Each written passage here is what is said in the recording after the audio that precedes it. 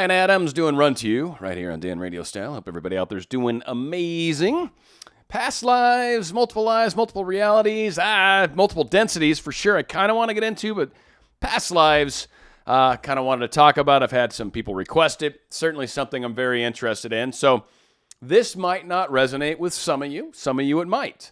Wherever you fall on that, in my mind, it's totally okay. So if this seems crazy to you, it's crazy. Just let it be crazy, and we're just having a funny discussion about crazy stuff. But if this does resonate with you, this is kind of from my understanding. I've come to my knowledge in a number of different ways. I'm not saying it's right. It's certainly something I live by. It's what I believe. It's what I acknowledge as reality. But again, to each his own. And, we're always talking about things that you basically can't prove. But there is evidence, and I think things that would possibly suggest that there is a deeper layering, that there is this concept of multiple lives. So that being said, let's kind of get into time first. I'm going to break down a couple of these concepts at least.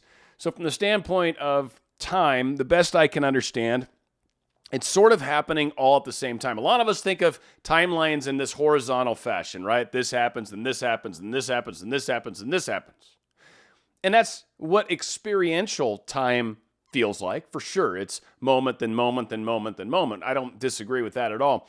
But some actually speculate and theorize, and I think this is probably closer to truth, is that time has actually all happened right now and is happening right now. And we're going through this varying degree of what right now is and where we are relative to time. Like what tomorrow is not existent really yet, though it is technically happening right now. So when I'm experiencing tomorrow, it will be right now.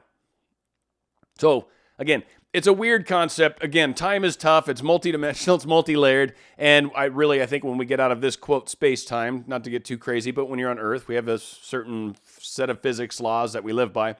And in this particular space-time, time is kind of, it lasts as long as it lasts. I think it's tied with the sun and all these other things, but blah. All right, so time, that's one of the theories that I kind of want to pose just right off the bat, because time supposedly is a bit more in that all happened right now kind of concept, and we're making our way through it, consciously making choices and experiencing it, kind of like a rat through a maze, or bubbles. Like you could look at it as that liquid where the bubbles start to come up or whatever. I don't know. That's kind of how I guess I try to perceive it. Again, we're coming from a three-dimensional understanding, maybe slightly four-dimensional, and it can get a little tricky trying to understand things that are possibly 8, 10, 12, 20, multiple infinite dimensions, right? It's just like, how can I comprehend this? So I think it gets more and more complex as you move through it. Now, paths, different life paths, different things that can happen. A lot of times people have theorized, and I wonder to the multidimensional aspects of our souls and who we really are. I kind of wonder if some of this stuff is true. So playing with this as well, is there's the concept that every place in our lives where we make a conscious choice to go in one direction, that the other direction actually has a version of us that goes and lives that choice. And it's some understanding of a broader life, like you understand the life from a broader perspective, something that's also kind of interesting when you entertain how amazing we are. We're conscious of the part we're conscious of, but there's probably other fingers of us that are conscious of their selves.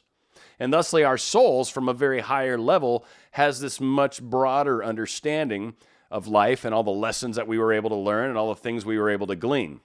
Now, I will get into densities, and here is probably a good place to get into it. When we talk about why would we have multiple lives, I think this is one thing that is a difficult question for some, maybe that are questioning this. For some this may totally just make sense. We know we have multiple lives. They're happening. I get flashes of them sometimes. I mean, I've met all sorts of amazing people that have been able to channel aspects of their past lives, channel other people's past lives, certainly do readings and know about things and know other lives that you've had. Some people have even been able to establish certain issues within their current bodies back to a past life, and through actually healing that, we're able to actually create balance within their body in this time. Again, it's all happening right now. That's kind of why I brought that up. Right? So past lives, as we think of them from a chronological standpoint, aren't really in the past. They're actually right now. They're right now another version of you that's living a different time. But it's happening right now. There's just an infinite right now, I guess, is what my understanding of all that is. So again, I'm trying to tie these things together. Now, why would we continue this? The concept of densities, not dimensions, densities. So densities are kind of, in my perspective, it's levels in life living. It's levels of a soul, if you will, rather than actual spatial orientation, meaning third dimension has a left and a right, and an up and a down, right? And, it's got three directions you can go that are all 90 degrees from each other. Fourth dimension, not counting time, but fourth dimension spatially would actually have another 90-degree angle that would go off into space, and we can't honestly perceive that. We can sort of draw renderings of it, and a hypercube looks very cool. If you want to look one up, you can search for hypercube, and it'll show you what kind of a four-dimensional cube looks like. That's four spatial dimensions. I'm talking about density. So a first density is a being that's, I guess, essentially just conscious. It's probably the fundamental aspect of where a soul might kick into place. So a lot of people don't think animals have souls. They're actually not even on the first density, by the way.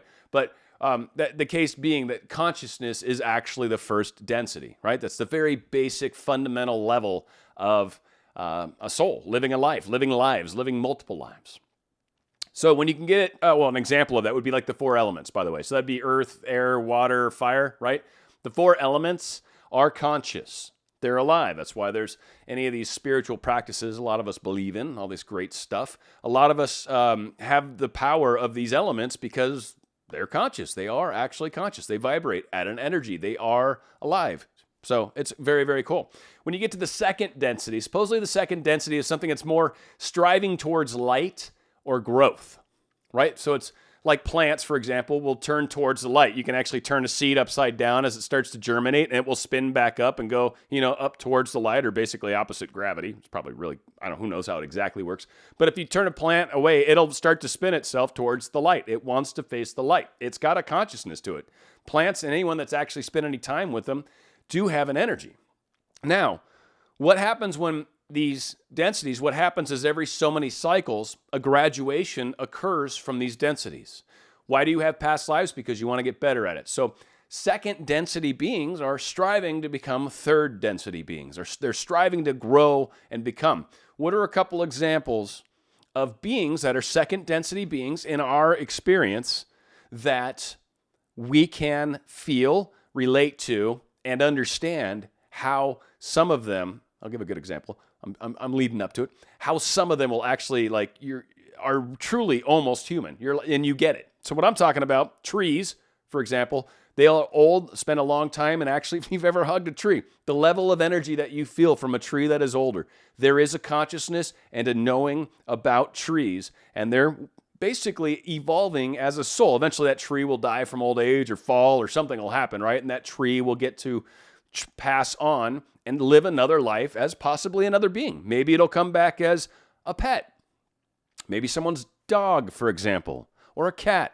You ever notice how these animals are so human-like? Well, they're second density creatures that are about to graduate and evolve to third density, and they're choosing you, by the way, and you've chosen them to be your partner through this last phase, this last part of their evolution, because this graduation, I believe, is going to approach probably in most of our lives. Probably. Who knows, but I'm pretty sure. And then supposedly minerals are in there. So crystals. A lot of people have played with crystal power. There is definitely a consciousness that is in crystals. That's why so many people that use them and truly believe in them and have had experiences with them, for that matter, believe these things. That's why. You can literally put one in your hand, and if you're sensitive enough, you will feel sometimes just the most amazing things, the most bizarre things. Some things just feel so incredible. Like, there's been a few different experiences I've had with them, and crystals are amazing. So again, these are second density beings wanting to get to third density beings. Third density, that's self-awareness. That's what most of us, that's what we are right now, and that's what a lot of us are trying to graduate from. That's what many of us are working towards or to get through. And that's why there's a lot of people that talk about star seeds, for example. People on my channel are probably going to fall into some of these categories, but your star seeds, your people that came here from faraway places to help with this transition. This is a very unique time on this planet, in this cycle of time. Like, this whole little experience we're having right now is very profound and is going to be probably what I'm going to call a graduation for now. And it's got some other nicknames, and we'll talk about those in a sec. But we're going to go from self-awareness, third density, up to fourth density. Fourth density is awareness of others' thoughts and feelings and that whole larger kind of scope. And there's a lot of us that are already behaving from that standpoint of a fourth density being. We're already very cognizant of others, very aware of how other people are interacting and how we interact with them, that larger scope, that higher density. And again, the whole aspect of growing into that and out away from that, well, or graduating to, I guess is a good way to look at it, is a way where the societies begin to evolve. And that's where you kind of start getting into those things like Star Trek and things like that, like these, granted, maybe make-believe, whatever, but that concept of a civilization starts to exist when you hit these levels, these fourth densities, and even higher for that matter. The power of those densities plays a large role in what society is now capable of creating and having. Right now, we're too busy fighting each other or fighting anything that seems strange, right? So many of us are, xenophobic to all sorts of other crazy stuff. And, again, that's part of this whole evolution that we're all going through. So the densities play a large role in why there are many lives. You go through these cycles for thousands of years. You'll be many different kinds of people. You've been rich, you've been poor, you've been up, you've been down. And sometimes that's kind of where I get into why I think things don't always necessarily manifest. To totally tie it into something that my audience sometimes gets into. But that's why sometimes I think the answer is no, because maybe it will cause some change in a soul purpose or in the reason I'm here. By attaining this specific thing I'm trying to manifest, this will no longer be. The example I frequently use is winning the lottery. By just suddenly being handed billions of dollars when in reality you were supposed to learn how to earn it and grow and expand your consciousness so you could create this business because of your hunger and desire. Like that's what drove you to actually create this amazing world-changing organization versus being handed $1 billion and be like, right? It's a different kind of mindset. And generally, yeah, some would say, oh, but then you would just go ahead and create that job. And it's like, yeah, but all the things you learned getting to that company, all the hardships, all the injustice that you saw and experienced because as you grew through the ranks, you had to live as the lowbie, as the little person, as the noob, right? So again, all these concepts kind of play in and through our soul and our life evolutions. The concept of old soul, new soul, and I'm going to cut it probably after this, ties into this past life thing, this density thing. So those that would call us an older soul, for example, it's only because we're a higher density being, probably, that's here helping with others to graduate. So what this graduation I speak of, I think it's got a lot of names, and I'm not sure when it's going to happen. I think and believe it's probably going to be in our lifetimes, my lifetime for sure. I'm pretty sure, but I wouldn't say sure, right? But this, speculating, it feels like it. Things seem to be evolving towards us, but some call it the event. Some call it graduation. I've heard it called rapture. I mean, there's a lot of different names that I think this time in history has been related to.